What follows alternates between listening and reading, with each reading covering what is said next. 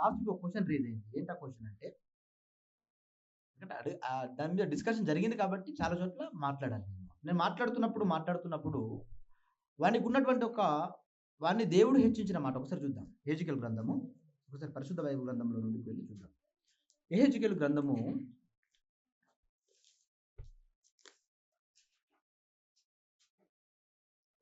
28వ అధ్యాయం. యెహెజ్కేలు గ్రంథము 28వ అధ్యాయము 14వ వచనం చదువుకుందాం. 14వ వచనం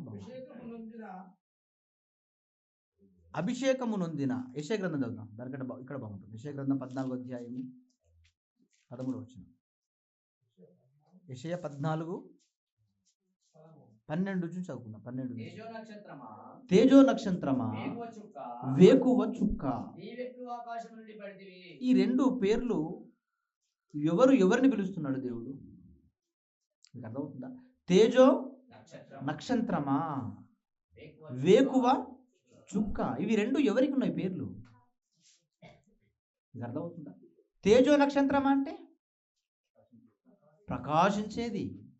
దేవుడు మరి ప్రకాశించేవాడు. మీకు అర్థమవుతుందా? దేవుడు ప్రకాశించేవాడే, దయ్యము కూడా. దేవుడు వెలుగు సంబంధే, దయ్యం కూడా. జాగ్రత్తగా ఆలోచించి, దేవుడు ఏ పొజిషన్లో ఉంటే ఆ పొజిషన్ని కాపీ చేయడమే వాడి పని. మీకు అర్థమవుతుంది? కాపీ చేయడమే వాడి పని.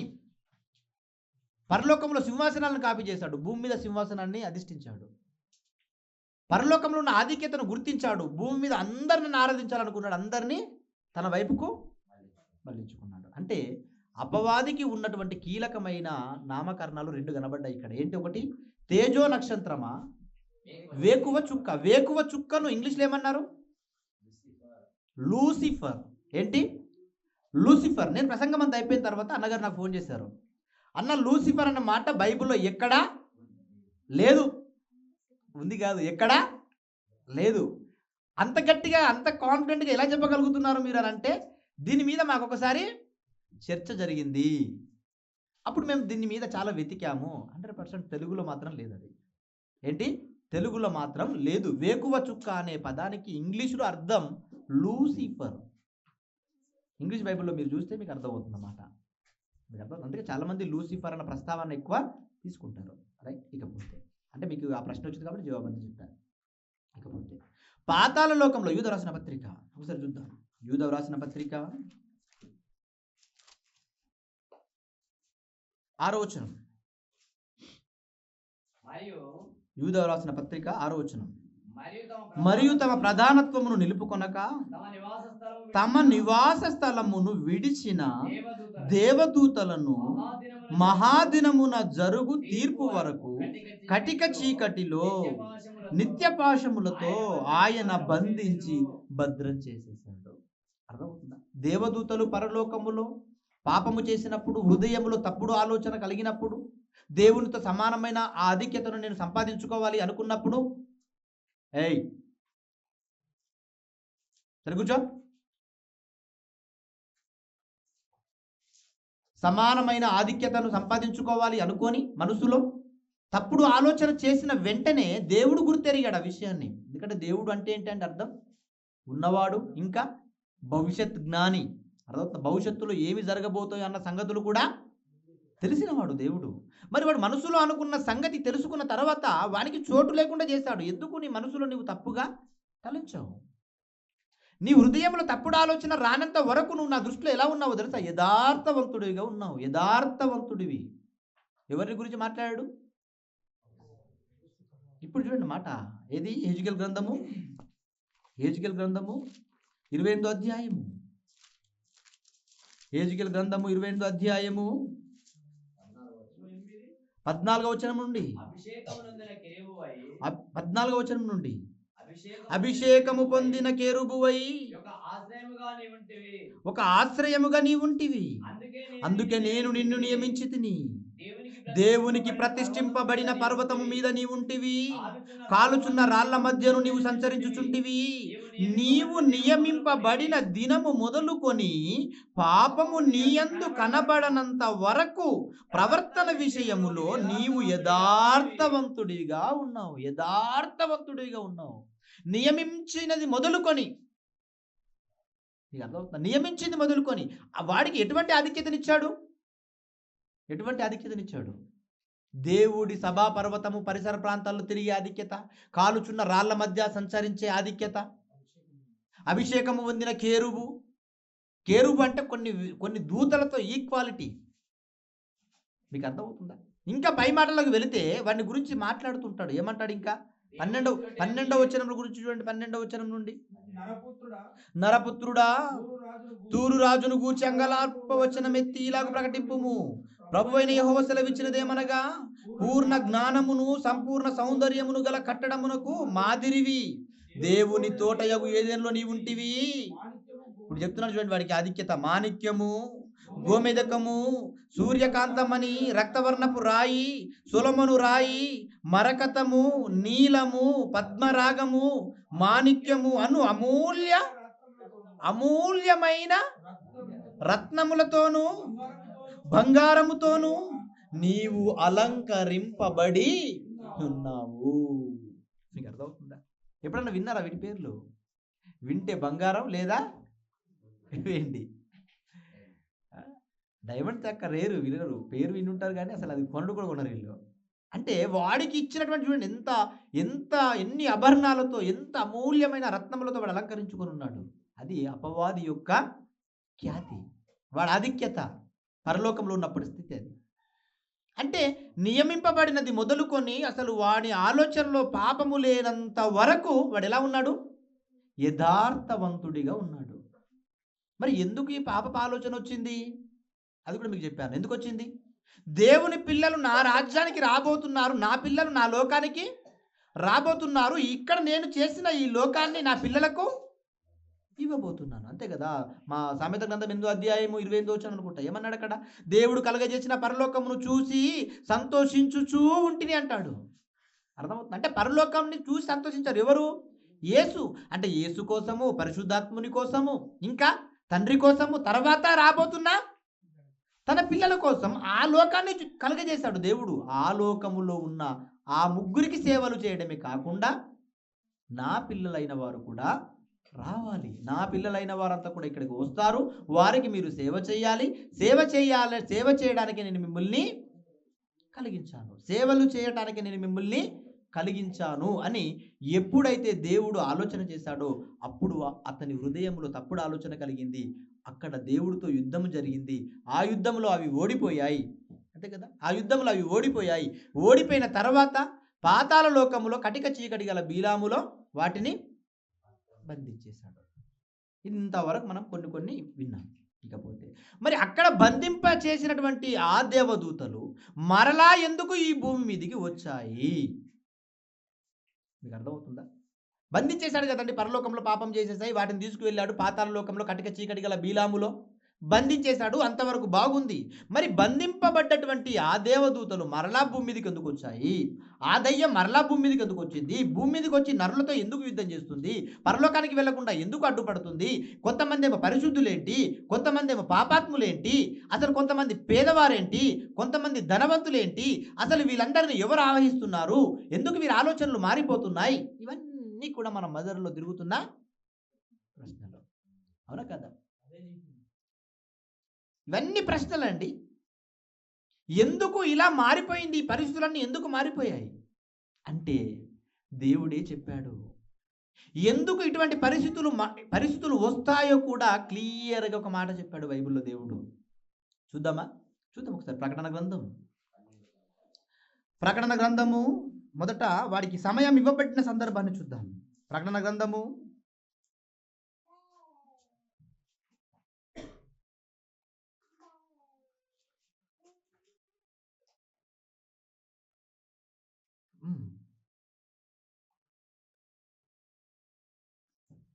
20 అధ్యాయము 1వ వచనం చూద్దాం. ప్రకటన గ్రంథం 20 అధ్యాయము 1వ వచనం నుండి, మరియు పెద్ద సంఖ్యలను చేతబట్టుకొని నాన్న ఒకసారి ఈ సౌండ్ పెట్టు, మైక్ సౌండ్ పెట్టు కొంచెం. 20వ అధ్యాయము 1వ వచనం నుండి చదువుకుందాం.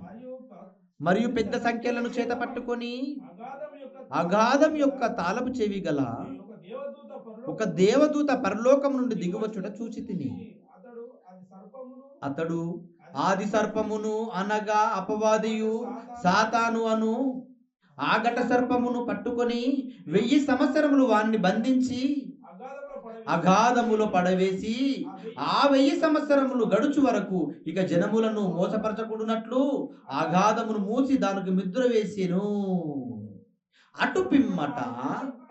అటు పిమ్మట వాడు కొంచెము కాలము విడిచిపెట్టబడవలెను. బంధించాడు. బంధించిన తర్వాత మరలా ఎందుకు విడిచిపెడుతున్నాడు?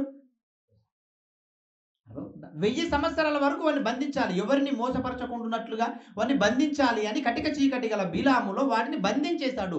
బంధించిన తర్వాత మరలా ఎందుకు వదిలిపెట్టాడు? మీకు అర్థమవుతుందా? అంటే బంధించాడు, వెంటనే కంటిన్యూషన్ లో వాడిని విడిచిపెట్టాలి అంటున్నాడు. అంటే ఈ మధ్యలో ఏం జరిగి ఉంటుంది? మీకు అర్థమవుతుంది? ఈ మధ్య కాలంలో ఏం జరిగి ఉంటుంది? అసలు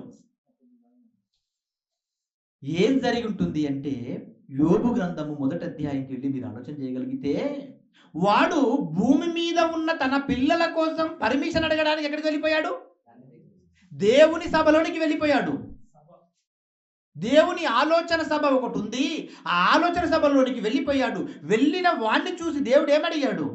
ఎక్కడి నుండి వచ్చావు రాను? ఎక్కడి నుండి వచ్చావు నువ్వు? భూమి మీద ఇటు అటు తిరుగులాడుచు వచ్చాను నేను. మరి భూమి మీదనే కదా నా కుమారుడు ఉన్నాడు. నా కుమారుని సంగతి నీకు తెలుసా? నా కుమారుని పేరు చెప్పమంటావా? యోబు. అంటే భూమి మీద ఉన్న మనుషుల మీద పర్మిషన్ తీసుకోవడానికి, నా మీదకి యుద్ధాన్ని నీ కుమారులను పంపించుమని అడగడానికి అపవాది ఎక్కడికి వెళ్ళిపోయాడంట? పరలోకానికి వెళ్ళిపోయాడు. బంధించిన వాడికి పరలోకం కనబడుతుందా? పాతాళ లోకంలో బంధింపబడిన వాడికి దేవుడి సింహాసనం కనబడుతుందా? కనబడుతుంది. పర్మిషన్ అడిగాడు గనక నా పిల్లలు గొప్పవారని దేవుడు ఆలోచన కలిగి ఉన్నాడు గనక నా పిల్లల మీద యుద్ధం చేయడానికి నువ్వు వెళితే వెళ్ళు, కానీ చంపడానికి నేను పర్మిషన్ నీకు ఇవ్వను. అంతే కదా? పర్మిషన్ ఇస్తేనే కదండి వాడు మన దగ్గరికి వస్తాడు. పర్మిషన్ ఇస్తే కదా మన దగ్గరికి వస్తాడు. పర్మిషన్ ఇచ్చాడు, అపవాదికి పర్మిషన్ ఇచ్చాడు. ఎలా పర్మిషన్ ఇచ్చాడు? కాలం. వాడికి కొంతకాలం ఇచ్చాడు. కొంతకాలం వాడు విడిచిపెట్టాడు. దేవుడు వాడిని విడిచిపెట్టి ఈ భూమి మీదకి పంపించేశాడు. ప్రకటన గ్రంథం 12వ అధ్యాయం 12వ వచనం అంటాడు. ఏమంటున్నాడు? ప్రకటన గ్రంథం 12వ అధ్యాయం 12వ వచనం, అందుచేత పరలోక నివాసులారా ఉత్సహించుడి, భూమి సముద్రమా మీకు శ్రమ. భూమికి సముద్రానికి ఎందుకు శ్రమ? నీళ్ళు ఎక్కడుంటాయో, నేల మీద మనుషులు ఎక్కడుంటారో, మనుషులున్న చోట భూమి మీద నీళ్ళు ఎక్కడుంటాయి? అక్కడ ఎవరుంటారు? మనుషులు. సముద్రమా ఆకాశమా ఆలకించాలి మీరంతా కూడా. భూమి సముద్రమా మీకు శ్రమ. ఎందుకు శ్రమ తెలుసా? ఎందుకు కష్టాలో తెలుసా? ఏం చెప్తున్నాడు చూడండి. అపవాది తనకు సమయము కొంచెమే అని తెలుసుకొని క్రోధము గలవాడు కాదు, క్రోధము గలవాడై కాదు. ఏమని రాయబడింది అక్కడ? బహుక్రోధము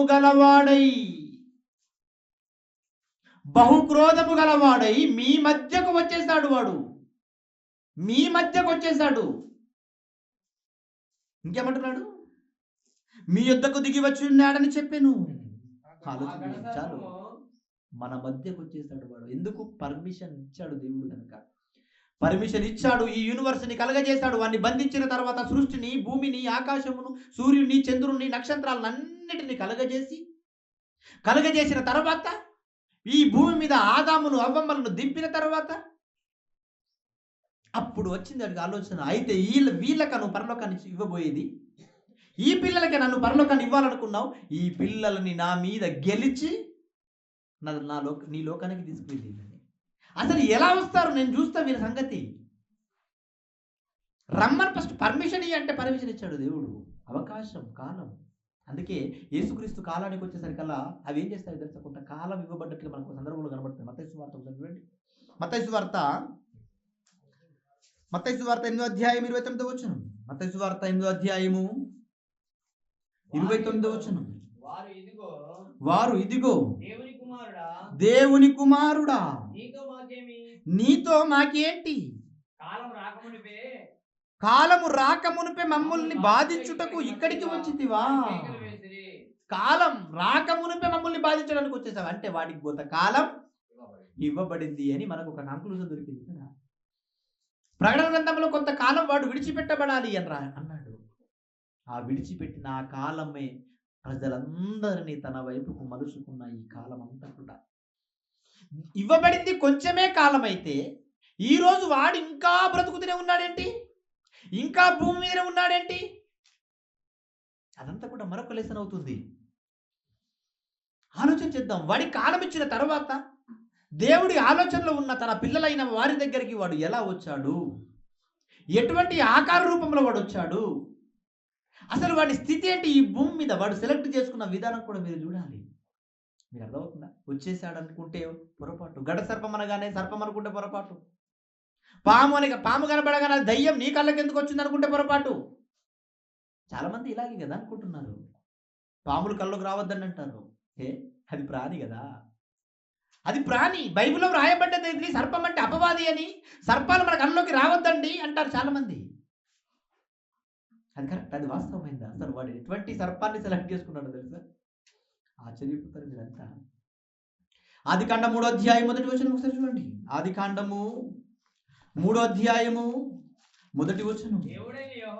దేవుడైన యెహోవా చేసిన సమస్త భూజంతువులలో సర్పము యుక్తి గలదై ఉండెను. సర్పము అంటే ఈ భూమి మీద పాకుతున్నవి కాదు. మీకు అర్థమవుతుందా? భూమి మీద పాకుతున్నవి కాదు సర్పం అంటే. ఆలోచన చేయండి ఏంటి అసలు. ఇంకేమంటున్నాడు కంటిన్యూషన్ లో చూడండి. అది ఆ స్త్రీతో, ఇది నిజమా? ఈ తోట చెట్లలో దేని ఫలమునైనను మీరు తినకూడదని దేవుడు చెప్పాడా? ప్రశ్న వేసేసాడండి. ప్రశ్నించాడంటే ఎవరి దగ్గరకు వచ్చాడు? మొట్టమొదటి యూనివర్సల్ హీరోయిన్, అంతే కదా. అందగత్తె, ప్రపంచ సుందరి ఎవరు? అవ్వమ్మండి. ప్రపంచ సుందరి, ఐశ్వర్యాయి కాదు, మహాసుందరి అవ్వమ్మ. దేవుని స్వహస్తాలతో నిర్మింపబడ్డ మొట్టమొదటి స్త్రీ, జీవము గల ప్రతి వానికి తల్లి. ఆ అవ్వమ్మ దగ్గరికి వచ్చేసాడు. వచ్చేసి ఏం చేశాడంట? ప్రశ్నల వర్షం. ప్రశ్న, ఇది నిజమా? తెలివిగల అవ్వమ్మ అయ్యుంటే ఏమడుగుతుంది? ఏమడగాలి? ఏదని గురించి నువ్వు మాట్లాడుతున్నావు అనాలా వద్దా? అనాలి. ఎంత తెలివి తక్కువ మనుషులైనా సందర్భము లేకుండా ఒక విషయాన్ని ప్రస్తావిస్తే డెఫినెట్లీగా ఏం చేస్తారు? సందర్భం అడుగుతారు. అడగరా? దేని గురించి మాట్లాడుతున్నావు నువ్వు? అసలు నాకు అర్థం కాలే అంటాడు. ఇది నిజమా అనగానే ఏది అనాలి? కరెక్ట్ అనే అవకాశం కూడా ఇవ్వలే అక్కడ. ఏది అనే అవకాశం కూడా ఇవ్వలే. అంటే ఎంత కుయుక్తిగా ఉన్నాడో వాడు మీకు అర్థం కావాలి. ఇంకొక టాప్ సీక్రెట్ చెప్తాను. ప్రకృతిలో ఉన్న జంతువులకు పేర్లు నామకరణం చేసింది ఎవరు? ఎవరు చేశారు నామకరణం? కోతి అని, ఇది చింపంజీ అని, ఇది చీమ అని, ఇది పాము అని, ఇది నాగుబాము అని, ఇది ఇంకా సర్పాల గురించి కొన్ని ఉంటాయి కదండి, నల్లత్రాచు అని. ఇవన్నీ నామకరణాలు చేసింది ఎవరు? జంతు శాస్త్రం అని పేరు రాసుకొని నామకరణం వాళ్ళు పెట్టుకున్నట్లుగా ఏదో గొప్పలు చెప్పుకున్నారు ఈ లోకంలో. కానీ ప్రపంచంలో శాస్త్రవేత్తలకే శాస్త్రవేత్త ఎవరు? ఆదాము. మీకు అర్థమవుతుందా? ఆదాం అండి. అన్నీ పిలుస్తున్నాడు, వచ్చేస్తున్నాయి లైన్లో, వచ్చేస్తుంటే నామకరణాలు చేసేస్తున్నాడు. పక్కన అవ్వముందా? ఉంది, తర్వాత వచ్చేసింది. నామకరణం చేసినప్పటికీ సహకారిగా వచ్చేసింది ఆమె. అంటే ఈ జంతువులన్నిటికీ పేర్లు పెట్టింది నేనే అని చెప్పుంటాడు అవ్వమ్మకి. చెప్పుంటాడు. అన్నిటిని గురించి ఏం చేసి ఉంటాడు? పరిచయం చేసి ఉంటాడు. మరి అప్పుడైనా అవ్వమ్మ అడగాలి కదా, నేను ఇంతకాలం నుంచి ఈ తోటలో ఉంటున్నాను, నా కనుల ఎదుట మాట్లాడితే నా భర్త మాట్లాడతాడు, లేదంటే నేను మాట్లాడగలను, ఈ నువ్వేంట్రా నువ్వు మాట్లాడుతున్నావు అని అడిగిందా? అడిగిందా? ఒక సర్పం వచ్చి మాట్లాడుతుంది, ఏమని? ఇది నిజమా అని వాయిస్ ఇచ్చింది. సైగలు చేయలే, మూగ సైగలు చేయలే. ఏమిచ్చిందంట? వాయిస్ ఇచ్చింది. ఇది నిజమా? ఆశ్చర్యపోవాలి అమ్మ. ఆశ్చర్యపోయిందా? అసలు భయపడాలి. ఎందుకంటే వాడు సెలెక్ట్ చేసుకున్న ఆకారం చూస్తారు ఒకసారి. చూస్తారా? అది అడిగిందా? తేజ రెడీయా? చూడండి ఒకసారి ఏం పెట్టారు. అది ఇవేంటి తెలుసా? ఆకారం అండి. అపవాది ఘట సర్పము సెలెక్ట్ చేసుకున్నటువంటి ఘట సర్పాలు ఇవే. అవి ఎలా ఉన్నాయి చూడండి. ఇంకా కొంచెం ఫార్వర్డ్ చేయండి. అది చూడండి ఎలా ఉంది. అంత భయంకరమైన రూపాలను సెలెక్ట్ చేసుకుంది. వీటిని గురించి ఈరోజు ప్రపంచ శాస్త్రం అంతా కూడా డైనోసర్స్ అని పేర్లు పెట్టుకొని, డైనోసర్స్ ఎక్కడ పడితే అక్కడ మాకు తవ్వకాల్లో దొరుకుతున్నాయి అని వాటి కళాభారాలను తీసుకొచ్చి మ్యూజియంలలో పెట్టేసుకుంటున్నారు. అంటే డైనోసర్స్ ఉన్నాయా? ఉన్నాయి. ఆ డైనోసర్స్ని ఎవరు సెలెక్ట్ చేస్తున్నారు? మొదటి ప్రారంభంలో అపవాది సెలెక్ట్ చేసుకున్నాడు. అంత భయంకరమైన ఆకారం కలిగినటువంటి ఆ డైనోసర్స్ ఎవరి దగ్గరకు వచ్చేసింది? హవ్వమ్మ దగ్గరకు వచ్చేసింది. భయంకరమైన రూపం. 40 అడుగుల పొడవు ఉంటాయి. ఒక్కొక్కటి 40 అడుగుల పొడవు, 10 ఫీట్లు 15 ఫీట్ల ఎత్తు. వాటి రూపాలు అంత భయంకరంగా ఉంటాయి.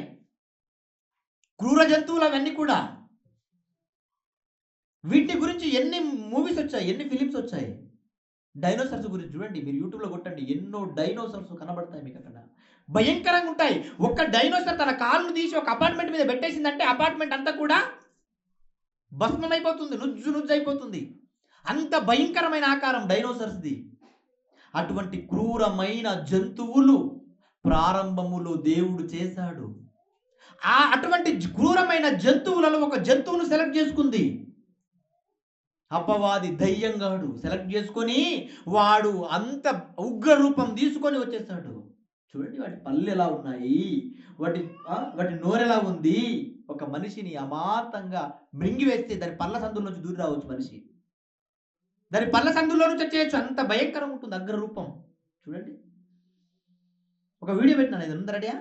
చూడండి ఒక వీడియో చూద్దాం. ఏం లేవా? సెర్చ్ చేయ ఒక వీడియో, మంచి వీడియో. పబ్లిక్లో కూడా వస్తున్న వీడియో చూడ ఒకసారి. పబ్లిక్లోకి వస్తున్నటువంటి వీడియో అది ఎంత భయంకరంగా ఉంటుందో. వాటిని గురించి మూవీస్ తీస్తారు, సినిమాలు తీస్తారు. అర్థమవుతుందా? ఏంటి ఆలోచన చేయండి. అటువంటి ఆకారం కలిగి అవ్వమ్మ దగ్గరికి వచ్చేసింది. వచ్చేసి ఇప్పుడు అడుగుతుంది, ఇది నిజమా? మీకు అర్థమవుతుందా? ఇది నిజమా అని అడగగానే ఇప్పుడు ఏంటి అసలు ఎలా భయపడిపోవాలి? ఆలోచన చేయండి ప్రియమైన దేవుని వారలారా. ప్రపంచంలో ప్రతి మనుష్యుడు శాస్త్రం గురించి, తవ్వకాల గురించి మాట్లాడుతూ కళేబారాలు దొరికినాయి, ఇవన్నీ కూడా మేము మ్యూజియంలో పెట్టి అబ్బో మేమేదో గొప్ప వాళ్ళమని ఈరోజు వాళ్ళ పేరు నామఘనత కోసము ఆ సమాజంలో ఎన్నో తవ్వకాలు చేస్తున్నారు. కానీ దేవుడు చెప్పలేదు వాటి గురించి. దేవుడు వీటి ఆకారాల గురించి కానీ, అపవాది సెలెక్ట్ చేసుకున్న ఈ ఆకారం గురించి కానీ దేవుడు బైబిల్ ఏం రాయించలేదా? చూద్దామా ఒకసారి. యోబు గ్రంథం ఒకసారి చూడండి. రాయించాడు, ఏం రాయించాడు చూద్దాం. యోబు గ్రంథము 41వ అధ్యాయము 1వ వచనం నుండి దాని ఆకారముల గురించి మాట్లాడుతున్నాడు. నీవు మకరమును గాలముతో బయటకి లాగగలవా? ఏమేస్తున్నాడు చూడండి. మకరం అంటే క్రూర జంతువు. ఈ డైనోసర్స్ లో చాలా రకాలు ఉంటాయి. ఎగిరే రకాల డైనోసర్స్ ఉన్నాయి. నీటిలో జీవించే డైనోసర్స్ ఉన్నాయి. భూమి మీద నివాసం చేసే డైనోసర్స్ ఉన్నాయి. మీకు అర్థమవుతుందా? చాలా రకాలు వీటిలో జాతులు. కొన్ని పక్షి జాతికి, కొన్ని జంతువు జాతికి, కొన్ని ఎగిరే జాతికి, కొన్ని నీళ్ళల్లో మత్స్యములు చేపల జాతికి, ఇలా రకరకాల జాతులలో అతి క్రూరమైన జంతువులు ఉన్నాయి ఆ రోజు. వాటిని గురించి దేవుడు మాట్లాడుతున్నాడు. ఏమంటున్నాడు చూడండి. 41వ వచనం, 41వ అధ్యాయం 1వ వచనం. నీవు మకరమును గాలముతో బయటికి లాగగలవా? దాని నాలుకకు త్రాడు వేసి లాగగలవా? దాని ముక్కుకుండా సూత్రము వేయగలవా? దాని దవడకు గాలమును ఎక్కింపగలవా? ఏంటండి ఆ దవడలకు చూడండి, ఆ వీడియో చూడండి ఎలా ఉంటుంది చూడండి. ఆ మకరానికి గాలం వేసి లాగగలడా మనిషి? అసలు లోబడుతుందా మనిషికి? చూడండి వాటి ఆకారము, వాటి దాని ముక్కు, దాన్ని చూడండి ఇలా తాటి చెట్టు అంతా ఎత్తుంటుంది. దాని తల చూడండి, తాటి చెట్టు కంటే హైట్ లో ఉంటుంది. అది వంగిలా మనిషిని పట్టుకుంటే ఎలా ఉంటుంది మీకు అర్థమవుతుంది? ఇసుక రేణు అంత ఉంటాడు మనిషి. అపార్ట్మెంట్స్ అండి, 20 అంతస్తులు 30 అంతస్తులు అపార్ట్మెంట్లు అంతా హైట్ ఉంటాయి అవి. చూడండి, ఆలోచన చేయండి ప్రియమైన దేవుని మాట్లాడు. వాటిని గురించి మాట్లాడుతున్నాడు. వాటిని మనిషి గాలం వేసి లాగగలడా?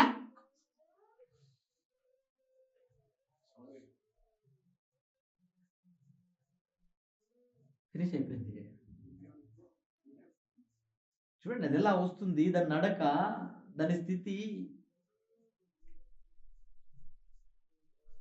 చూద్దాం, బైబిల్లో చూద్దాం దేవుడు ఏం రాయించాడు చూద్దాం ఒకసారి. క్లోజ్ చేసేసాను. చెప్పండి, మళ్ళీ చదువుదాం. మొదటి వచనం నుండి. నీవు మకరమును గాలముతో బయటికి లాగగలవా? దాని నాలుకకు త్రాడి వేసి లాగగలవా? నీవు దాని ముక్కుకుండా సూత్రము వేయగలవా? దాని దవడకు గాలమును ఎక్కింపగలవా? అది నీతో విన్నపములు చేయునా? ఈరోజు చాలా చూస్తారు, సర్కస్ అంటారు కదా. సర్కస్లలో పెద్ద పెద్ద జంతువు, ఈరోజు అడవికి పెద్ద జంతువు ఏదండి? అడవికి పెద్ద జంతువు ఆకారంలో ఏనుగండి. అడవికి పెద్ద జంతువు ఆకారంలో ఏనుగును కూడా ఏం చేస్తున్నాడు మనిషి? స్టూల్ మీద 4 కాళ్ళు పెట్టి నిలబడేటట్లుగా దానికి ట్రైనింగ్ ఇచ్చేశాడు. మీకు అర్థమవుతుందా? ఇది వింటదా? ఇటువంటివి వింటాయా? అందుకే చేస్తున్నాడు ప్రశ్నలు. అది నీతో విన్నపము చేయునా? మృదువైన మాటలు నీతో పలుకునా? ఆలోచన చేయండి. అటువంటి ఆకారాన్ని సెలెక్ట్ చేసుకున్నాడు అపవాది. ఇంకేమంటున్నాడు? ఇంకా నీవు శాశ్వతముగా దానిని దాసునిగా చేసుకున్నట్లు అది నీతో నిబంధన చేయునా? అది నీకు నేను లోబడే ఉంటాను అని ఎప్పుడైనా నీతో ఒప్పుకుంటుందా? లేదు. ఇంకేమంటున్నాడు? నీవు ఒక పిట్టలతో ఆటలాడినట్లు దానితో ఆటలాడేదవా? ఒక పిట్టను ఆడిస్తావే. చిలుక రామచిలుక ఉంటుంది కదా, రామచిలుకను పెట్టుకొని పంజరములో నేను భవిష్యత్తు చెప్పేస్తానని వస్తారే, వాళ్ళు ఆ పిట్ట బయటకు వచ్చి ఆ కార్డులో ఉన్న ఒక కార్డు తీసి బయట నీకు ఇచ్చేసి లోపలికి వెళ్ళిపోతుంది. మరలా దానికి ఏం చేశాడు వీడు? ట్రైనింగ్. సరిగ్గా ట్రైనింగ్ ఇవ్వలేదు అనుకోండి, ఏం చేస్తుంది ఆ పిట్ట? తీయగానే. అంటే పిట్టకు కూడా ఏం చేస్తున్నాడు మనిషి? ట్రైనింగ్ ఇచ్చి లోపరుచుకుంటున్నాడు పక్షులకి. అలా దీనిని కూడా నువ్వు లోపరుచుకోగలవా అంటున్నాడు. అవుతుందా అసలు? ఇంకేమంటున్నాడు చూడండి. నీ కన్యకలు ఆడుకొనుటకై దాన్ని కట్టి వేసేదవా? నువ్వు కట్టేసిన తర్వాత మీ ఇంట్లో ఉంటారు కదా ఆడపడుచులు, దాంతో ఆడుకోగలరా? ఆడుకోవడానికి దాన్ని నువ్వు కట్టివేయగలవా? ఇంకేమంటున్నాడు చూడండి. బెస్తవారు అంటే ఎవరు? చేపలు పట్టేవారు. దానితో వ్యాపారము చేయగలరా? పెద్ద పెద్ద చేపలు పడ్డప్పుడు వీళ్ళకి నరకడమే, దాన్ని కట్ చేయడమే కష్టంగా ఉంటుంది. పెద్ద చేప అంటే 10 కేజీల చేప, 20 కేజీల చేప పడితే చాలు, ఇంకా వీళ్ళ చేతులు పోతాయి. దాన్ని చంపి అవునా కదా? పైసలు వస్తున్నాయన్న ఆలోచన తప్ప ఇంకోటి ఉండదు. ఇది ఎందుకు పడ్డారు అని అంటారు. బెస్తవారు దానితో వ్యాపారము చేయగలరా? దానిని తునకలు చేసి వర్తకులతో వ్యాపారము చేయుదురా? అసలు మీతో అవుతుందా? ఇంకేమంటున్నాడు? దాని ఒంటి నిండా ఇనుప శూలములు గుచ్చగలవా? ఇనుప శూలం అంటే తెలుసు కదండి, శూలాలు ఎలా ఉంటాయి? చాలా షార్ప్గా ఉంటాయి. అటువంటి ఇనుప శూలాలతో నువ్వు వెళ్ళి దాన్ని గుచ్చినా అది దిగదంట. మీకు అర్థం? దానికి గుచ్చినా దిగదు. దాని మీద ఉన్నటువంటి ఆ పొరలు ఎలా ఉంటాయి తెలుసా? చాలా స్ట్రాంగ్. అలా గుచ్చిన అది దిగదు.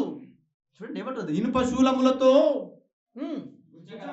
గుచ్చగలవా, దాని తల నిండా చేప అలుగు గుచ్చగలవా, దాని మీద నీ చెయ్యి వేసి చూడగలవా, అసలు దాని మీద నువ్వు చెయ్యి వేసి చూడగలవా? చూడు ఒకసారి ఏమవుతుందో నీ పరిస్థితి. నువ్వు చెయ్యి వేస్తే నీ పరిస్థితి ఏమవుతుందో తెలుసా? చెబుతున్నాడు కింద, ఏమంటున్నాడు, దానితో కలుగు పోరు నీవు జ్ఞాపకము చేసుకొనిన ఎడలా నీవు మరలా అలాగునా జీవితంలో దీని మీద చేతి వేయకూడదు అనుకుంటావంట. నువ్వు జ్ఞాపకం చేసుకుంటేనే. కొంతమంది ఉంటారండి సమాజంలో, ఎవడి జోలికైనా పోయినావు అనుకోండి, వాడి నోట నుంచి వచ్చే ఆ బూతులు ఎంత భయంకరంగా ఉంటాయంటే చాలా భయంకరంగా ఉంటాయి. మనసు చాలా గాయమైపోతుంటుంది. అప్పుడు అనుకుంటాం మన మనసులో ఏమనుకుంటామో తెలుసా, జీవితంలో ఇటువంటి వాడి జోలికి పోకూడదని ఆ రోజు స్ట్రాంగ్గా డిసైడ్ అయిపోయి ఉంటాం. పడుకున్నప్పుడు లేదా ఇంకొక 1 మంత్కో 2 మంత్కో మరలా ఎప్పుడైనా వాడు గుర్తుకొచ్చాడు అనుకోండి, అప్పుడు మళ్ళీ ఏమనుకుంటావు తెలుసా, అమ్మ బాబాయ్ వీడితోని. అంటే మనుషుల గురించి చెప్తున్నాను మీకు సింపుల్గా. కానీ దేవుడు ఏం చెప్తున్నాడు, దాని మీద నువ్వు చేయేస్తే చాలరా నాయన, భవిష్యత్తులో మరలా ఎప్పుడు కూడా దాని మీద చెయ్యి వేయాలన్న ఆలోచన రాదు. దాని జ్ఞాపకం వస్తే చాలు, నీకు ఇంకా ఏమైపోతుంది, అంత భయంకరమైన రూపం చెప్తున్నాడు. ఏమంటున్నాడు చూడండి, ఇంకా దాన్ని చూచినప్పుడు మనుషులు, ఎన్నో వచనం, 9వ వచనం, దాన్ని చూచినప్పుడు మనుషులు దానిని వశపరుచుకొందుమన్న ఆశ విడిచేదరంట. హాయ్ బాబోయ్, దీన్ని ఎక్కడ మనం వశపరుచుకోగలము అన్న ఆశ వదిలేస్తారు. దాని పొడు చూసిన మాత్రము చేతనే ఎవరికైనాను గుండెలు అవిసిపోవును కదా.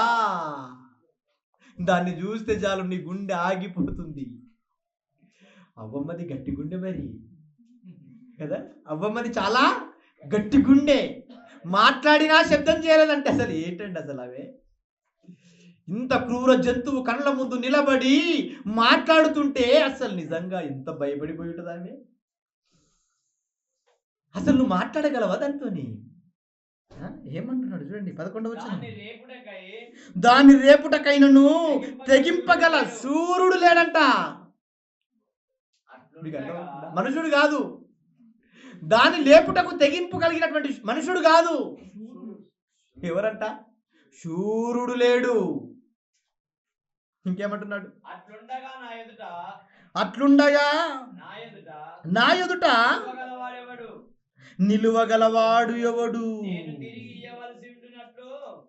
ఆలోచన చేయడం ప్రియమైన దేవుని వారలారా. 12వ వచనం, దాని అవయవములను గూర్చి అయినను, దాని మహాబలమును గూర్చి అయినను, దాని చక్కని తీరును గూర్చి అయినను పలుకగా మౌనముగా నుండును.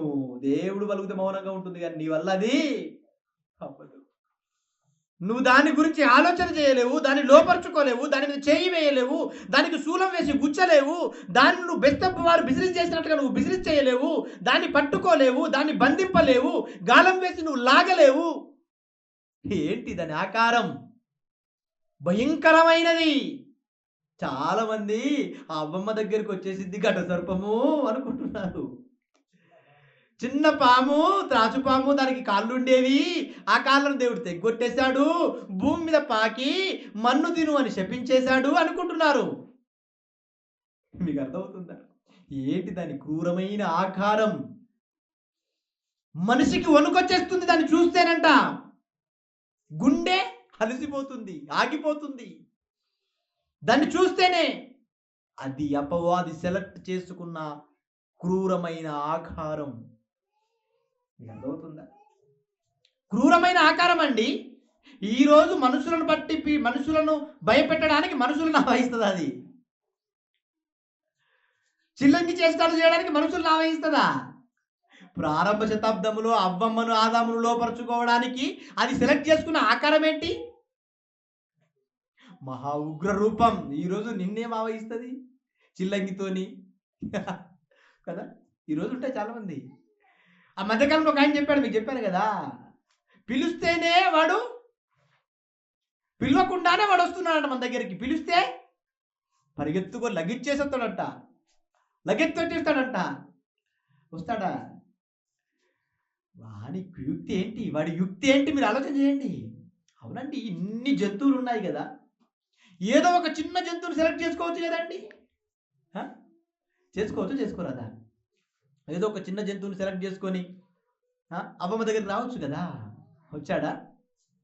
ఆలోచన చేయండి. ఎంత క్రూరమైన ఆకారాన్ని వాడు సెలెక్ట్ చేసుకున్నాడు అంటే అసలు దేవుని ఆశను, ఆలోచనను భంగం చేయటానికి వాడు ఎంత పెద్ద ప్రణాళిక సిద్ధం చేశాడు. మీరు ఆలోచన చేయండి, ఎంత పెద్ద ప్రణాళిక.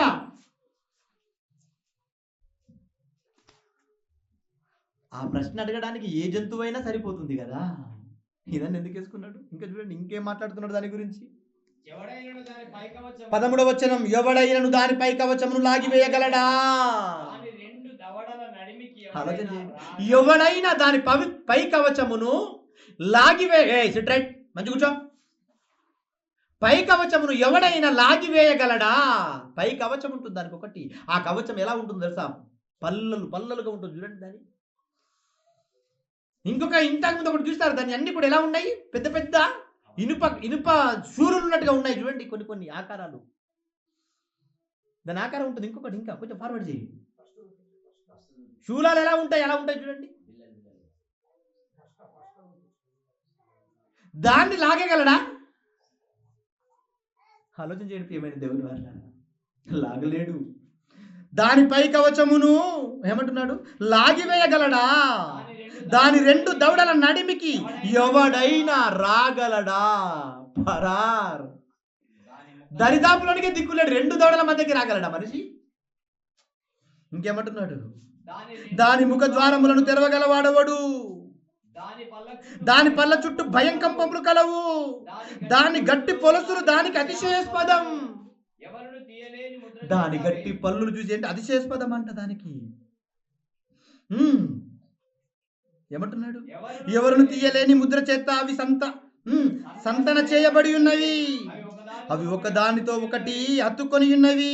వాటి మధ్యకు గాలి ఎంత మాత్రమును, గాలి కూడా జొరడానికి అవకాశం లేదు. అది వాటి ఆకారం. ఆలోచన చేయండి ప్రియమైన దేవుని వాళ్ళారా. ఇంకేమంటున్నాడు?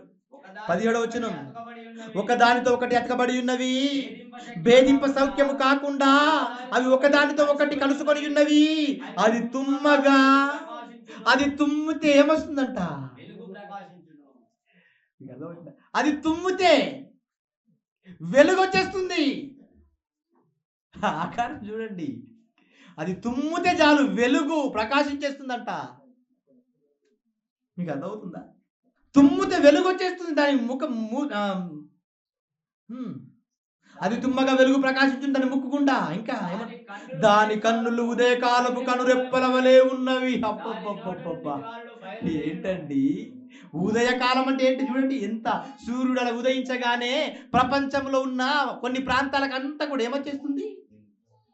వెలుగు వచ్చేస్తుంది.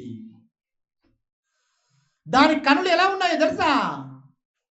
ఉదయకాలము ఎలా ఉంటుందో దాని కనుల కాంతి అంత వెలుగిచ్చేస్తుంది. మీరు ఆలోచన చేయండి. ఇంకేమంటున్నాడు? దాని నోట నుండి జ్వాలలు బయలుదేరును, అగ్ని కణములు దాని నుండి లేచును. అబ్బబ్బా, ఏంటి? అగ్ని పెట్టవలసిన అవసరం లేదు, అగ్ని కణాలు లేచేస్తున్నాయి. ఇంకేమంటున్నాడు? ఉడుకుచున్న కాగలలో నుండి, జమ్ము మంట మీద కాగుచున్న బాణలో నుండి పొగ లేచునట్లు దాని నాసికారంధ్రములో నుండి లేచును. దాని ఊపిరి నిప్పులను రాలబెట్టును. దాని నోటి నుండి జ్వాలలు బయలుదేరును. దాని మెడ బలమునకు స్థానం. దాని మెడ బలమునకు స్థానం. దాని బలమంతా దాని మెడలోనే ఉంది. చూడండి ఎటువంటి ఆకారం ఉంది. దేవుడు మనకి ఏది మరుగు చేయలేదండి, క్లియర్గా వ్రాయించాడు ప్రతి సందర్భాన్ని. ఇంకేమంటున్నాడు? దాని గుండె 24వ వచనం, 23వ వచనం, 22 దాని మెడ బలమునకు స్థానము, భయము దాని ఎదుట తాండవమాడుచున్నది. భయమే దాన్ని చూసి భయపడిపోతుంది. ఆకారం అండి, అపవాది సెలెక్ట్ చేసుకున్న ఆకారం, అది దాని రహస్యం. మీకు అర్థమవుతుందా? చూడండి ఎలా ఉందో, చూడండి దాని పరిస్థితి. హ? భయము దాని ఎదుట తాండవమాడుచుండును. 22వ వచనం, 23 వచనం. దాని ప్రక్కల మీద మాంసము ధలముగా ఉన్నది, అది దాని ఒంటిని గట్టిగా అంటి ఉన్నది, అది ఊడి రాదు. దాని గుండె ఎలా ఉందంట? రాతి వలె. దాని గుండె రాతి వలె గట్టిగా ఉన్నది, అది తిరుగటి కింద దిమ్మంత కఠినం. తిరుగుట్రాయి తెలుసు కదా, దిమ్మ ఎలా ఉంటుందో అంత కఠినం అంటది. అది లేచినప్పుడు బలిష్ఠులు భయపడుదురు, అధిక భయము చేత వారు మైమరుతురు. దాని చంపుటకై ఒకడు ఖడ్గము దూయుట వ్యర్థమే. ఈటలైనను బాణములైనను పంట్ర కొలలైనను అక్కరకు రావు. ఇది నిమును గడ్డిపోచగాను ఇత్తడిని పుచ్చిపోయిన కర్రగాను ఎంచును. అబ్బబ్బబ్బబ్బ, ఏంటండి ఇనుమంట, గడ్డిపోచ. అర్థమవుతుందా? ఏంటి దాని ఆకారం ఏంటి? ఆలోచన చేయండి. ఇంకేమంటున్నాడు? బాణము దాని పారదోల జాలదు, వడిసెల రాళ్ళు దాని దృష్టికి చెత్త వలె ఉన్నవి. వడిసెల రాళ్ళు దాని దృష్టికి ఏంటంట? చెత్త వలె ఉన్నవి. దుడ్డు కర్ర గడ్డి పరకలుగా ఎంచబడును, అది వడిగా పోవుచుండు ఈటను చూచి నవ్వును. ఈటలను చూసి అంట ఏంటంట? నవ్వుతుందంట. ఏట్రా నన్ను చంపడానిగా ఈటలు? ఏట్రా కర్రలు తీసుకొస్తున్నారా నా దగ్గరికి? మీకు అర్థమవుతుందా? దాని ఆకారం చూడండి. ఇంకేమంటున్నాడు? దాని క్రింది భాగములు కరుకైన చిల్ల పెంకుల వలె ఉన్నవి, అది బురద మీద నురిపిడి కొయ్యి వంటి తన దేహమును పరుచుకొనును. కాగు మసలునట్లు మహాసముద్రమును అది పొంగజేయును. సముద్రమును కాదు, సముద్రమును కాదు, మహాసముద్రమును అది ఏం చేస్తుందంట? పొంగజేయును. అది సముద్రములో నుంచి వస్తుంటే నిజంగా ఆలజడి ఎలా ఉంటుందో జస్ట్ ఇమాజినేషన్ చేసుకోండి. చదువుతుంటే మీకు సింపుల్గా అనిపిస్తుందేమో. దాని ఆకారము, దాని స్థితి, దాని పరిస్థితి ఏంటి అసలు? ఇంకేమంటున్నాడు చూడండి. ఇంకా 32 వచనం, 31. కాగు మసలునట్లు మహాసముద్రమును అది పొంగజేయును, సముద్రమును తైలము వలె చేయును, అది తాను నడిచిన త్రోవను తన వెనుక ప్రకాశింపజేయును. తాను నడుచుకుంటూ వెళితే ఎనకేమొస్తుందంట? ప్రకాశం. మీకు అర్థమవుతుందా? ఇంకేమంటున్నాడు?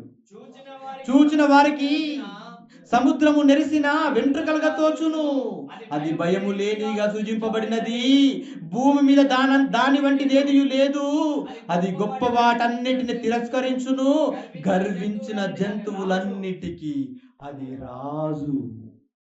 మీకు అర్థమవుతుందా? ఆలోచన చేయండి ప్రియమైన దేవుని వల్ల. అవ్వమ్మ దగ్గరికి వచ్చేసి ఇది నిజమా అని ఘట సర్పం అడిగింది అనగానే ఆ ఘట సర్పము ఏంటనుకున్నారు? చిన్న తాచుపాము అనుకున్నారా? ఇప్పుడు చెప్పండి, ఏంటి ఆకారం? ఎటువంటి ఆకారాన్ని సెలెక్ట్ చేసుకున్నాడు? దేవుని ఆలోచనను, దేవుని ఆశను భంగము చేయటానికి. ఎన్ని ఆశలతోనండి ఈ ప్రకృతిని చేశాడు దేవుడు. భూమిని కలగజేశాడు, సూర్యుని కలగజేశాడు, చంద్రుని కలగజేశాడు, పంచభూతాలను కలగజేసిన విధమును చూస్తుంటే దేవునికి ఎంతో ఆనందం కలిగిందంట. కలగజేసిన సమస్తమును చూడగా ఎంత ఆనందం అండి దేవునికి. అబ్బబ్బ, నా పిల్లల కోసం ఇంత అందమైన ప్రకృతిని చేశాను, నా పిల్లల కోసం ఆపిల్ని చేశాను, నా పిల్లల కోసం బనానా చేశాను, నా పిల్లల కోసం ఫ్రూట్స్ చేశాను. ఈ ఫ్రూట్స్ అన్నీ కూడా తింటుంటే నా పిల్లలు నిజంగా నన్ను జ్ఞాపకం ఉంచుకుంటారు, నా పిల్లలు నన్ను గెలిపిస్తారు, నా పిల్లలు తిరిగి నా లోకానికి వస్తారు అని కలలుగన్నాడు కన్న తండ్రి అయిన దేవుడు. ఆ కలలను భంగం చేయటానికి ఎటువంటి ఆకారాన్ని సెలెక్ట్ చేసుకొని వచ్చేసాడు చూడండి. వచ్చేసి అడుగుతున్నాడు, ఇది నిజమా? ప్రశ్న. ప్రశ్నించే తత్వం ఎవరిదండి? ఎవరు ప్రశ్నించగలరు?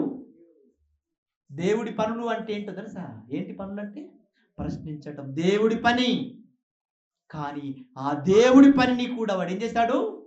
కాపీ కొట్టేశాడు. వచ్చేసాడు అమ్మమ్మ దగ్గరికి. ఇది నిజమా అంటే నిజంగాండి. ఆశ్చర్యం వేస్తుందండి అధ్యాయం చదువుతున్నప్పుడు. ఇది నిజమా? ఎంత కుయుక్తి చూడండి. జవాబు చెప్పడానికి అవకాశం ఇవ్వాలి కదా.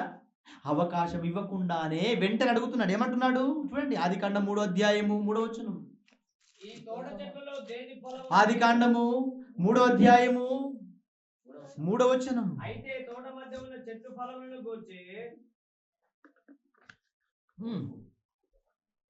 దేవుడు మీరు చావకుండానట్లు వాటిని తినకూడదనియు వాటిని ముట్టకూడదని. 2వ వచనం. అందుకు స్త్రీ, ఈ తోట చెట్ల ఫలములను మేము తినవచ్చును, అయితే తోట మధ్య ఉన్న చెట్టు ఫలములను గూర్చి దేవుడు మీరు చావకుండానట్లు దాన్ని తినకూడదనియు వాటిని ముట్టకూడదనియు చెప్పానని సర్పముతో అనేను.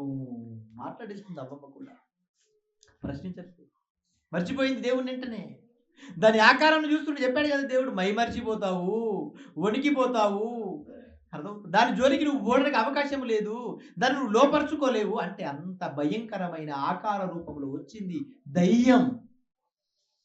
వచ్చేసి అడుగుతుంటే ఏం మాట్లాడగలదు? పాపం వణికిపోయి ఉంటుంది అవ్వమ్మ. గజ గజ గజ గజ వణికిపోయి ఉంటుంది. చెప్పేస్తుంది, ఆన్సర్ చెప్పేస్తుంది. అలా చెప్పి మొట్టమొదటి అవ్వమ్మను ఏం చేసింది? మోసం చేసేసింది. తర్వాత ఆదాము. తిమోతికి రాసిన పత్రిక 1 తిమోతికి రాసిన పత్రిక 2వ అధ్యాయము 13వ వచనం. తిమోతికి రాసిన మొదటి పత్రిక 1వ అధ్యాయము 13వ వచనం. మొదట ఆదామును తర్వాత అవ్వయు నిర్మింపబడిరి కారా? మొదట ఆదామును తర్వాత అవ్వయు నిర్మింపబడిరి కారా? మరియు ఆదాము మోసపరచబడలేదు గాని స్త్రీ మోసపరచబడి అపరాధములో పడెను. స్త్రీ మోసపరచబడింది మొదట, తర్వాత ఆదాము మోసపరచబడ్డాడు. అంటే వీరిద్దరు కూడా దేవుని మాటలను తృణీకరించే స్థితికి తీసుకొచ్చేసింది. మరి ఇంత భయంకరమైనటువంటి ఈ డైనోసార్స్, ఈ భయంకరమైనటువంటి ఇంత భయంకరమైన ఆకారం కలిగిన జంతువులు మరి ఏమండి ఇప్పుడు ఎక్కడికి వెళ్ళిపోయాయి? ఏమైపోయాయి? ఏమయ్యాయ్యా అని ప్రపంచ శాస్త్రాన్ని మనుషులు అడిగితే శాస్త్రం ఏం చెప్పిందో తెలుసా? ఆస్ట్రాయిడ్స్ పడ్డాయి ఆకాశము నుండి, వాటి అలజడికి వాటి భయానికి ఏమైపోయాయంటే ఇవన్నీ కూడా అంతరించిపోయాయి అని పనికి మాలిన కల్పనా కథలు రాసుకుంది ప్రపంచ శాస్త్రం. కానీ ఏమైపోయాయి మరి? వాటిని గురించి కూడా దేవుడు చెప్పాలి కదా. ఇంత భయంకరమైన ఆకారాన్ని గురించి దేవుడు చెప్పినప్పుడు మరి అవి ఏమైపోయాయి కూడా ఎవరు చెప్పాలి? దేవుడే చెప్పాలి. చెప్పాడా బైబిల్ ఎక్కడైనా? చెప్పాడు. చూద్దాం ఒకసారి. కీర్తన గ్రంథం 74వ అధ్యాయము. కీర్తన గ్రంథము 74వ అధ్యాయము 14వ వచనం. కీర్తన గ్రంథము 74వ అధ్యాయము 14వ వచనం ఏమంటున్నాడు? మకరము యొక్క శిరస్సును నీవు ముక్కలుగా కొట్టితివి, అరణ్యవాసులకు దానిని ఆహారంగా ఇచ్చేసేసావు. అయిపోయింది. ఏం చేశాడు? భయంకరమైన ఈ క్రూర జంతువులను ఏం చేశాడు దేవుడు? అన్నిటినీ వాటి తల మీద కొట్టి చంపేశాడు. ఎందుకో తెలుసా? నా పిల్లలు భయపడతారు, నా పిల్లలు వణికిపోతారు. నిజంగా అవి ఈరోజు ఉంటే మన పరిస్థితి ఏంటండి? ఒక్కడు ఉండకుండే కదా, అసలు వాటి భయానికే పరారైపోయేటండు. ఈ ఇంట్లో బూచింది అంటేనే ఇంట్లో ఇల్లు వదిలేసిపోయిన రోజులు ఉన్నాయి ఈ రోజులలో. మీకు అర్థమవుతుందా? మేము రూమ్ కోసం వెతుకుతుంటే ఆ కళ్ళు ఇక్కడ క్రిస్టియన్ కాలనీలో ఒక ఇల్లు అండి, ఇంట్లో ఊరు పెట్టుకొని చచ్చిపోయాడంట. క్రిస్టియన్ ఫ్యామిలీ, అది కూడా పైగా క్రిస్టియన్ ఫ్యామిలీ. ఆ ఇంట్లో ఊరు పెట్టుకొని చచ్చిపోయాడని ఇంటికి లాగేశారు. ఇప్పటి వరకు ఓపెన్ చేయలే. అర్థమవుతుందా? ఓనర్ ఎవరో తెలియట్లేదు. ఆలోచన చేయండి. ఏంటి అసలు? ఏం ఆలోచన చేస్తుంది? దేవుడు అంత క్రూరమైన జంతువులను నాశనం చేసేసాడు. ఆరంభంలోనే శపించేశాడు. అది అపవాది యొక్క ఆకారం, ఉగ్రరూపం. మరి వాడు ఎలాగైతే ఆదామును మోసం చేశాడో, అవ్వమ్మను మోసం చేసేసాడో, మరి మిగతా వారిని కూడా మోసం చేస్తున్నాడా? నిరంతరం చేస్తున్నాడా? చేయట్లేదా? నిరంతరం మోసం చేస్తున్నాడు. ఎన్ని రకాలుగా వాడు మోసం చేసేస్తున్నాడో అసలు నిజంగా ఆలోచన చేస్తే ఆశ్చర్యం వేస్తుంది మనకి. ఆశ్చర్యం. ఎన్ని రకాలుగా అండి. మొట్టమొదటి జంట ఆదామును అవ్వమ్మను మోసం చేశాడు. వారి గర్భాన పుట్టిన కయీనులోనికి దూరిపోయాడు. తర్వాత ఇలా ఆలోచించుకుంటూ వస్తే అధ్యాయంకి వచ్చేసరికి 5వ అధ్యాయంకి వచ్చేసరికి ఏమన్నాడు దేవుడు? భూమి మీద మనుషులను చేసినందుకు నా హృదయం అంతా కూడా బాధగా ఉందయ్యా, బాధగా ఉందయ్యా. ఎందుకంత బాధ? తన పంటలు పండట్లేదు, తన కోసం పిల్లలు బ్రతకట్లేదు, తన కోసం తన పిల్లలు రావట్లేదు, తన కోసం ఆలోచించేవారు లేరు. ఉన్నారా ఆలోచించేవారు ఎవరైనా ఈ రోజులలో? ఎవరు లేరు ప్రియమైన దేవుని వల్ల. ఆలోచించేవారు ఎవరు కూడా లేరు. ఒక మంచి సందర్భాన్ని చూసి ముగించేస్తాను. ఒక సందర్భాన్ని, అపవాది రహస్యాలలో ఒక రహస్యాన్ని ముందు పెడతాను. ఎందుకు అంటే కొరింథీయులకు రాసిన పత్రికలో పౌలు గారు ఒక మంచి మాట చెప్తాడు. ఏమంటాడు? ఒక సందర్భాన్ని చూద్దాం. ఒక మంచి సందర్భాన్ని చూద్దాం.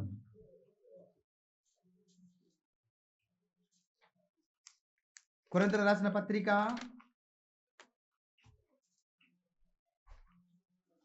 1వ పత్రిక, సాతానా నీ తంత్రములు ఎరగని వారము కాము అని ఒక మంచి సందర్భం కనబడుతుంది అక్కడ. చూద్దాం ఒకసారి. 2వ అధ్యాయము 11వ వచనం. Is it right? అంతేనా? కొరింథీయులకు రాసిన రెండో పత్రికనా?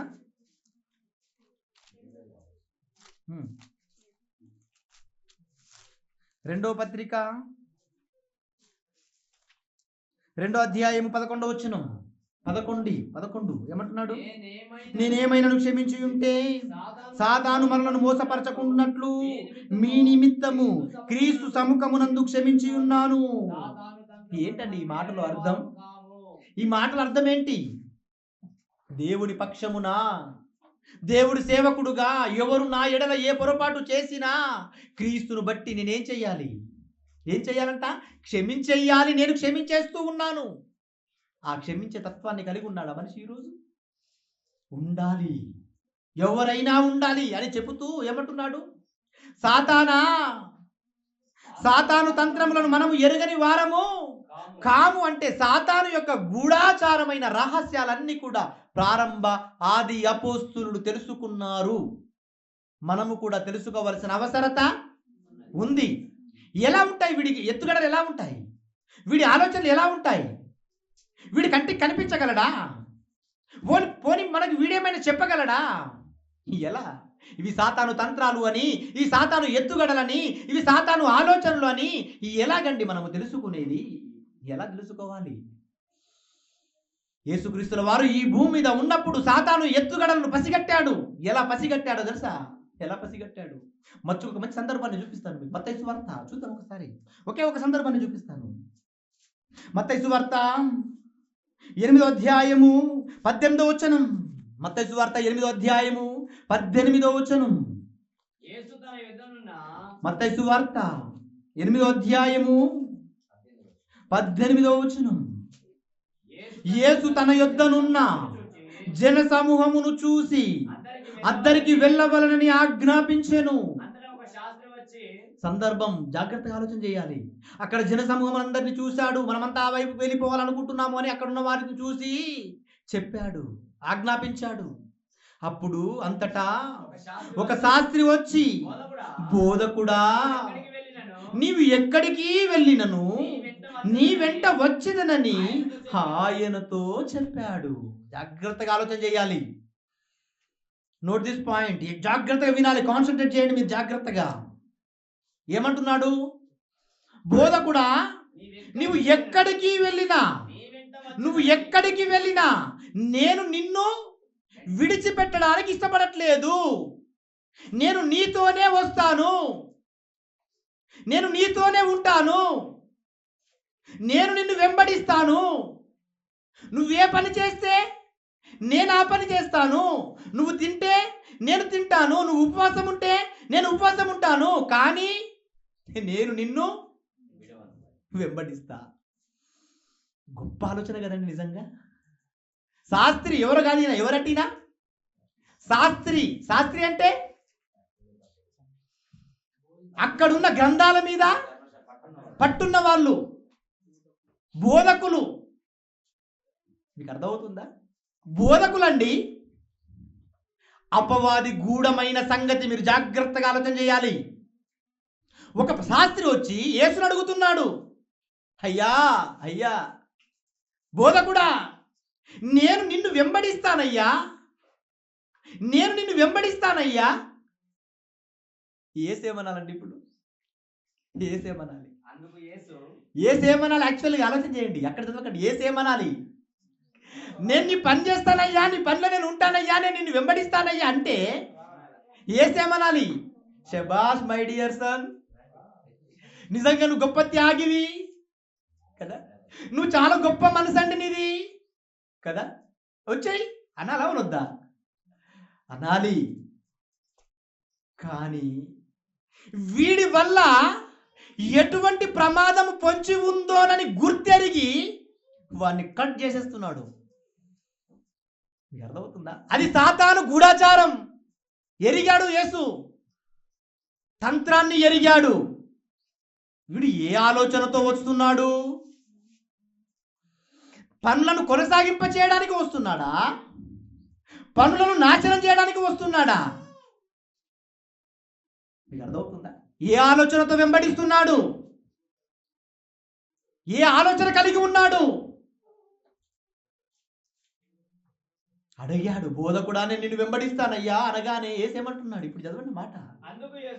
అందుకు యేసు నక్కలకు బొరియలును ఆకాశ పక్షులకు గూళ్ళును ఉన్నాయి, కానీ మనుష్య కుమారుడికి తల వాల్చుకోవడానికి స్థలము లేదు. అసలు ఈ మాట చెప్పవలసిన అవసరం ఉంది అక్కడ? యేసుని ఎంతమంది అంటే చేర్చుకోరా యేసును? యేసు ఎక్కడుంటే అక్కడ ఈయన ఉండరాదా? ఆయన ఇష్టపడే కదా వస్తున్నాడు. మీకు అర్థమవుతుంది? ఇష్టపడి కొంతమంది వస్తారు. ఇష్టపడి వస్తున్నప్పుడు మనం వాళ్ళని ఎక్కువ లెక్క చేయము. తెలుసా మీకు? తెలుసా? ఎవరైనా మనల్ని ఇష్టపడి వచ్చారనుకోండి, వాళ్ళని మనం ఎక్కువగా లెక్క చెయ్యం. ఎందుకు? వాడి కర్మ ఉంటుంటాడు అంతే కదా, అలా అనుకుంటాం. మనిషి మైండ్ అటువంటి ఆలోచన ఉంటుంది. ఇష్టపడి వచ్చాడు కాబట్టి. కొంతమంది ఇష్టపడి చేసుకుంటారు, అప్పుడు కూడా ఇలాంటి పరిస్థితి ఉంటుంది. ఉంటుంటుంది, పోతుంది. మీకు అర్థమవుతుందా? ఇష్టపడి చేసుకుంటే ఇలాగుంటాయి. అంటే ఇష్టపడి వస్తున్నాడు కాబట్టి యేసు ఆ ఉద్దేశంతో ఏమైనా అన్నాడా? పోనీ అలా అనవలసిన అవసరం ఉందా? లేదు. కానీ ఎందుకని ఉంటాడు? వాడి వల్ల ఎటువంటి ప్రమాదాలు జరుగుతాయో యేసుకు ముందే తెలుసు. అందుకే చెప్పేసా, నాకెక్కడ చోటు ఉందయ్యా, ఆగును అక్కడ ఆగిపోను అన్నాడు. ఇంకా కొంచెం కిందికి వెళ్తే అక్కడ ఒకడు పోతానంటున్నాడు. మీకు అర్థమవుతుందా? కింది మాటల్లోకి వెళ్తే ఒకడు ఏమంటున్నాడు? యేసు దగ్గర ఉన్న వ్యక్తి చదువుతాం, మళ్ళీ చదువుతాం ఆ మాట చూద్దాం. 21వ వచనం. శిష్యుల్లో మరి ఒకడు, ప్రభువా నేను మొదట వెళ్ళి నా తండ్రిని పాతి పెట్టుటకు నాకు సెలవిమ్ము అని ఆయన అడిగాడు. మీకు అర్థమవుతుందా? ఒక్క ఆయననేమో నేను నిన్ను వెంబడిస్తానయ్యా అంటే, నువ్వెందుకురా నన్ను వెంబడించడము అన్నాడు. ఒక్క ఆయనేమో ఇతన్ని వదిలేసి నేను అర్జెంటుగా వెళ్ళి మళ్ళీ వస్తా. మీకు అర్థమవుతుందా? నేను వెళ్ళి మళ్ళీ వస్తా, పర్మిషన్ ఇవ్వవా?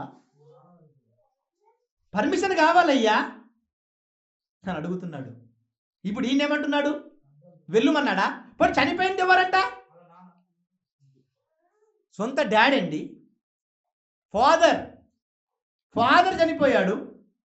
కుమారుడు వచ్చి బోధకుడిని పర్మిషన్ అడుగుతున్నాడు. మా డాడీ చనిపోయాడంటే ఇప్పుడే వార్త వచ్చింది, మరి నేను వెళ్ళాలి కదా. తలగొరుగు పెట్టేది నేనే కదా, ఇంట్లో పెద్దవాడిని కదా, బాధ్యతలు నా మీదనే ఉన్నాయి కదా, నేను వెళ్ళాలి కదా. మా బంధువులు కదా, మా సొంత వారు కదా, మేము వెళ్ళాలి కదా. మీకు అర్థమవుతుందా? దేవుడి వాక్యం అర్థం చేసుకుంటే ఎవరు కూడా కదలడానికి కూడా ఇక్కడ నుంచి ఇష్టపడరు. గుర్తుపెట్టుకోండి, మీరు దేవుని వాక్యాన్ని బాగా అర్థం చేసుకోండి. దేవుడి మనసు బాగా అర్థం చేసుకోండి. ఇంత కీలకమైన సిచ్యువేషన్లో యేసు వద్దు అంటున్నాడంటే అసలు నిజంగా ఎంత విలువిచ్చాడండి దేవుడికి యేసు. ఎంత వాల్యూ ఉంది దేవుడి దృష్టిలో.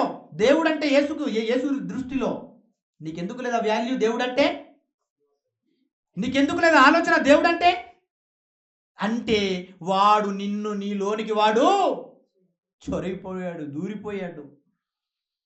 మీకు అర్థమవుతుందా? బైబిల్ ముట్టగానే చదవనివ్వకుండా వాడు అడ్డుపడుతున్నాడంటే వాడు ఏం చేశాడు?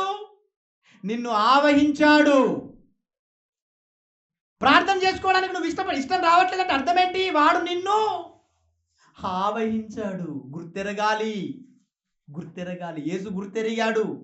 వాడు వస్తానంటే వీడి వల్ల ప్రమాదం ఉంది నాతో ఉన్న శిష్యులకి, అందుకే నువ్వు వద్దు, నువ్వు వెళ్ళిపో. మీకు అర్థమవుతుందా? ఒకడేమో నేను వెళ్ళిపోతానంటున్నాడు. నువ్వు వెళ్ళిపోతే పని ఎట్లా? నువ్వు వెళ్ళిపోతే పనులు ఎవరు చేయాలి అంటే ముందుగానే గుర్తెరిగాడు, వీడి వల్ల చాలా దేవుడి పనులు జరుగుతాయి కాబట్టి వీడిని చాలా జాగ్రత్తగా తయారు చేయాలి. మీకు అర్థమవుతుందా? చాలా స్ట్రాంగ్గా తయారు చేయాలి. ఈరోజు డాడీ చనిపోయాడని పంపిస్తే రేపు ఇంకా ఇంపార్టెంట్ పనులు ఉన్నప్పుడు కూడా ఏం చెప్తాడు? నేను పోయేస్తా అంటాడు. అందుకే ఇప్పటి నుంచే వినేం చేయాలి? రెడీ చేయాలి అని ఆయన అంతరంగంగా మనసును ఎరిగి, మనసులు ఎలా ఉంటుంది, ఎటువంటి వ్యక్తి అయి ఉంటే యేసు ఉండమంటాడు చెప్పండి మీరు? ఎవరిని పడితే వారిని ఉంచుకోడు యేసు, తెలుసా? దేవుడికి ఎవరు పడితే వారు అక్కర్లేదు. చాలాసార్లు చెప్తాను, అందరు అవసరం లేదు దేవుడికి. ఎవరు కావాలి? దేవుడు అంటే పిచ్చున్నవారు దేవుడికి కావాలి. మీకు అర్థమవుతుందా? నేను మిమ్మల్ని అందరిని కూడా నేను అరుస్తుంటే తిడుతుంటే వార్నింగ్స్ ఇస్తూ ఉంటే మీకు కూడా అలా అనిపిస్తుందేమో, కానీ మీ వల్ల చాలా పనులు జరగవలసి ఉంది. అందుకే మీరు ఎక్కడికి వెళ్తానన్నా వెళ్ళకుండా నన్ను వెంబడించండి, నాతో ఉండండి. నేను చచ్చిపోతే మీరు చచ్చిపోండి, నేను బ్రతికితే మీరు బ్రతకండి, నేను ఎక్కడికి వెళ్తే మీరు అక్కడికి నాతో రండి అని ఎందుకంటున్నాను? మీరు సామర్థ్యం కలిగిన వారు, అపవాదికి చోటు ఇవ్వకుండా మీరు ఉండాలి. అపవాదికి చోటు ఇవ్వకూడదండి. చాలా అలర్ట్గా ఉండాలి. మీకు అర్థమవుతుందా? చాలా అలర్ట్గా ఉండాలి. చూడండి ఏమంటున్నాడు? మా డాడీ చనిపోయాడయ్యా, నేను వెళ్ళిపోతానయ్యా, పాతి పెట్టేస్తానయ్యా అని అడుగుతుంటే యేసు ఏం చెప్పాడు? యేసు అతన్ని చూసి షట్ అప్ అనేసాడు. అంతే. ఏమ్రా పిచ్చిగా మాట్లాడుతున్నావు, క్లాస్ ఉంది అన్నాడా? అంతే అన్నాడా? నడు, క్లాస్ ఉంది నాడు. అలసిపోయాను, జ్వరం వచ్చింది, దగ్గు వస్తుంది, తుమ్మొస్తుంది, నెత్తినొస్తుంది. ఏంటండి కారణాలు? అసలు దయ్యం పట్టింది. దేవుడు కాదు. ఎవరు పట్టారు? దయ్యం ఆవహించింది. ప్రతి వాడిని కాటేస్తున్నాడు వాడు. జాగ్రత్త అనేస్తున్నాడు అంతే యేసు. ఏంటి పిచ్చిగుందా? నన్ను వెంబడించు ఫస్ట్ అని చెప్పుతూ కింద ఒక మంచి మాట చెప్పాడు. చూడండి ఏమంటున్నాడు? పనికి మాలిని చచ్చిపోయేవారు, బ్రతికున్నా చచ్చిపోయిన వారు ఉన్నారు అక్కడ కొంతమంది. మీకు అర్థమవుతుందా? బ్రతికున్నాం అనుకుంటున్నారు వాళ్ళంతా అక్కడ. ఆ శవం చుట్టే ఉన్నారు చచ్చిపోయిన వాళ్ళంతా కూడా. పెద్ద సంత ఉంది అక్కడ. దేవుడు అంటే ఎరగరు. నువ్వెందుకు పుట్టావో తెలియదు, నీ గర్భఫలాలు ఎందుకు వస్తున్నాయో తెలియదు, పెళ్ళి ఎందుకు చేసుకుంటున్నావో తెలియదు, కుటుంబం ఎందుకు పిలువబడుతుందో కుటుంబాలుగా తెలియదు, సమాజం ఎందుకు క్రియేట్ చేయబడుతుందో తెలియదు, సంఘాలు ఎందుకు ఉన్నాయో తెలియదు, సువార్త చెప్పబడుతున్న వాళ్ళు ఎందుకు చెప్తున్నారో తెలియదు, భూమి మీద ఎందుకు బ్రతుకుతున్నావో కూడా తెలియదు. అటువంటి బ్యాచ్ ఉంది అక్కడ ఒకటి. వాళ్ళందరిని ఏమన్నాడు? మృతులు. బ్రతికున్నావన్న పేరుంది కానీ నీవు మృతులు ఉన్నారు అక్కడ. అంతా కూడా చచ్చిపోయిన వాళ్ళు ఉన్నారు. శవాలతో సమానమైన వాళ్ళంతా కూడా అక్కడ ఉన్నారు. వాళ్ళని పాతి పెడతారు. చచ్చిపోయిన వాడిని పాతి పెడతాడు. మృతులు తమ మృతులను పాతి పెట్టుకుంటారు. నువ్వెక్కడికి వెళ్తావు? నువ్వు నన్ను వెంబడించు. ఒకడేమో వెంబడిస్తా అంటే వద్దంటున్నాడు, మరొకడేమో పర్మిషన్ అడిగితే వెళ్ళొద్దు, నన్ను వెంబడించు అంటున్నాడు. ఏమరిగాడు? అపవాది రహస్యాన్ని ఏసెరిగాడు. వీడు వెళ్ళిపోయాడు అనుకో, ఇప్పుడు ఏం చెప్తారు అక్కడ? ఏరా ఇంట్లో పెద్ద దిక్కు మీ డాడీ కదా. ఏముంటాయి చెప్పండి సంభాషణలు? బంధువులంతా కూడా తెలుసు కదా మీకు. బంధువులంతా మీద పడి ఏడుస్తారు. ఏమని ఏడుస్తారు? అరే డాడీ అందరికి పెద్దవాడుగా ఉండేవాడు, వాడు చచ్చిపోయాడు. ఇక ఎవరురా దిక్కు? పెద్ద కుటుంబాన్ని అంతా పోషించాల్సింది నువ్వే కదరా పెద్దోడా. చెప్తారా చెప్పారా? బంధువులంతా చెప్పేసరికి ఏమైపోతుంది? ఇప్పుడు ఏమైతుంది? ఏడవరు. వీడి హృదయం మారిపోతుంది. స్వలాభాల కోసం ఆలోచన చేస్తాడు వీడు. పరలోకాన్ని స్వతంత్రించుకోవలసిన నమ్మకమైన ఈ కుమారుడు ఇంతకాలం నాతో ఉండి అంతలో మాయమైపోవడం ఏసరిగాడు. వద్దొద్దొద్దొద్దు, నువ్వు ఎలాగైనా పరలోకాన్ని స్వతంత్రించుకోవాలి. జీవనోపాధి కోసం ఈ లోకాశలో నువ్వు పడకూడదంటే అక్కడికి నువ్వు వెళ్ళకూడదు. మీకు అర్థమవుతుందా? ఏంటి ఆలోచన చేయండి. అంత అంత జ్ఞానం ఉంది ఆ మాటలో, నన్ను వెంబడించు అన్న మాటలో. అర్థమవుతుందా? అపవాది రహస్యాలు ఇలా ఉంటాయి. మీకు కూడా చాలా ఆఫర్లు వస్తాయి. ఇందాక నాకు కూడా ఒక ఆఫర్ వచ్చింది. ఏంటి? సంతాప సభ ఒకటి ఉంది, పోవాలి. మావాడు అంటున్నాడు మన సొంత వాళ్ళు కదా. ఏమంటున్నాడు మావాడు? మా సొంత వాళ్ళు కదా, పోవాలంట. ఎవరు సొంతవారు? మీరండి సొంతవారు. మీరు సొంతవారు. నా ప్రాణానికి ప్రాణాన్ని పెట్టేది మీరు. దేవుడి కోసం ప్రాణాన్ని పెట్టేది మీరు. మీరు కదా సొంతవారంటే. ఈ లోకంలో ఎవరు సొంతవారు కాదు, అది గుర్తెరగాలి. అపవాది ఎత్తుగడలను మనం గుర్తెరగాలి. ఇంకా చాలా ఉన్నాయి అపవాది రహస్యాలు మాట్లాడవలసింది. పార్ట్ 2గా మాట్లాడుకుందాం.